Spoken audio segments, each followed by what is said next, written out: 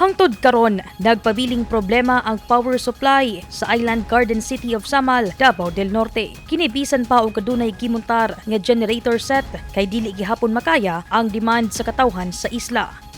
It's safe to say na medyo naalibyuhan ang sitwasyon sa babak o sa Samal District. But unfortunately, nag-suffer gihapon ang majority sa Kaputian, especially in Talikod Island, kay kulang ang yun ang supply sa kuryente nato, ma'am. Kay wala na baya ang wala naman good ang wala na tayo sa submarine cable. Genset na lang ang nagpadagan since, if I'm not mistaken, since 2014, 2015. Genset na ang genset na yun ang backbone sa naghatag og kuryente diri sa isla.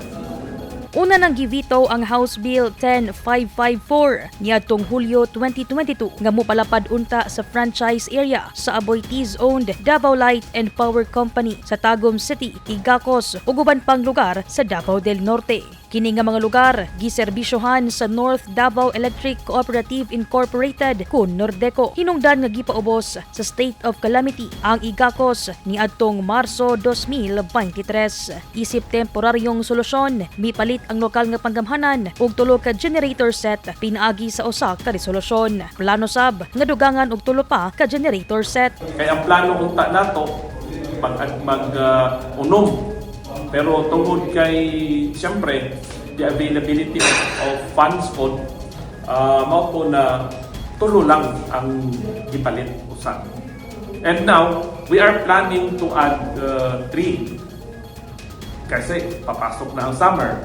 And sa karon manggod, ang na-cover niya ng initial 3 karon na naadiha is Babak and Samal only. So wala pa ang Talikod ug ang Kaputian. So need yun na to matabangan ang tuwa dito. Mao nang naka-decide i-plan a resolution, mao ni ang gibotohan a plan to purchase additional 3. Apan atol sa session sa City Council, dunay pipila ka konsehal ang wala miuyon ini. Nagsulti ang Nordeco na there is enough power na 15 megawatts. Well, in fact, katong gi-double check nato, ang naa sa Igacos Light, which is kanang Mindoro Grid, 12 megawatts. All genset na mama, walay submarine cable. Naay tulo, so 15, kanang tulo, mao na ang naa sa city. Kay ang Nordeco, wala na sila generator, nangaguba na. And those 15 machines, 12 from Igacos Light, 3 from the city, dili na nimo 24 hours papadagan.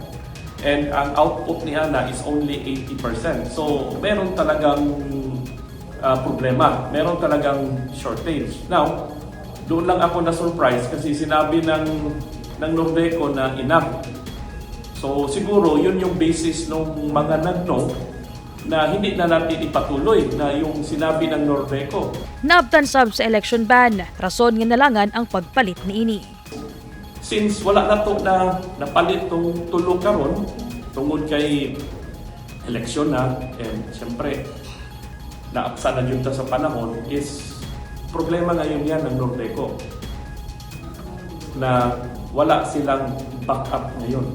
Kasi we need those 3 to put in, the one in Kaputian, the other one at the back of the new City Hall, and the other one sa Patching Plan. So wala nang backup ngayon.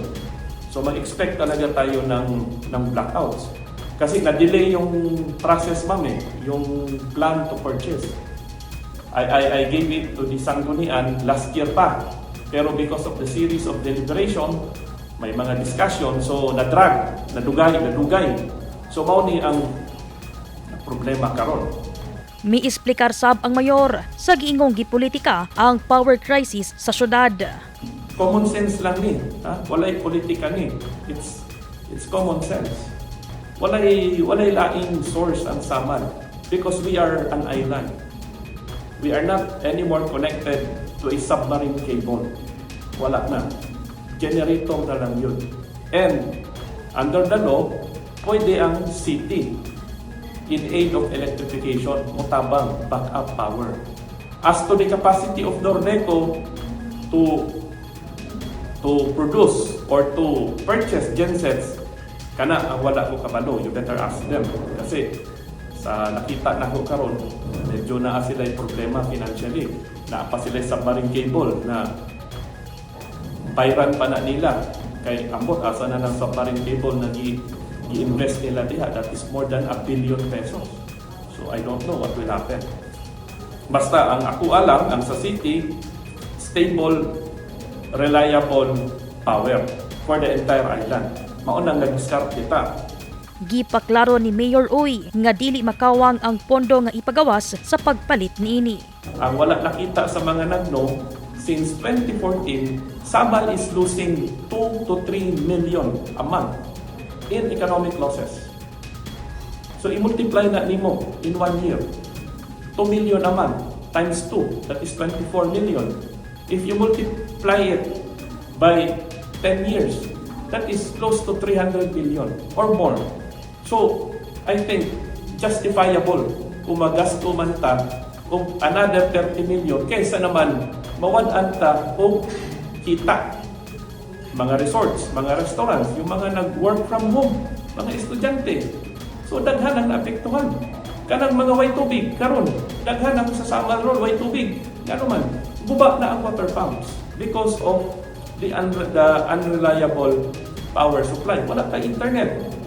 Gihingusgan ni Uy nga dili kini angay ipolitika. Gumikan na kasalalay niini ang economic situation sa syudad samtang wala pay klaro nga long-term solution. Aiza Libong, Newsline Philippines, stay safe.